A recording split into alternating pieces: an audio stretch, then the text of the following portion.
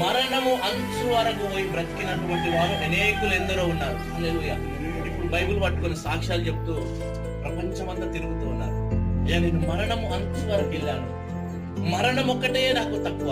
కొందరైతే బెడ్ పైన చనిపోతాడు అని లేపుకొని వచ్చిన వాళ్ళు ఉన్నారు. అంటే బలము చేత ఎవడు రక్షించబడడు, విజయాన్ని పొందడు, ధనము చేత ఎవడు ప్రాణాన్ని కాపాడుకోలేడు, డబ్బు చేత ఎవడు తన యొక్క ప్రాణాన్ని నిలబెట్టుకొనడు.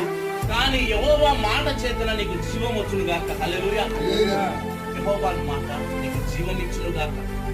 యెహోవా మాట నీకు శక్తినిచ్చును గాక. యెహోవా మాట నీ ఆరోగ్యాన్ని ఇచ్చును గాక. దేవునికి స్తోత్రం. హల్లెలూయా.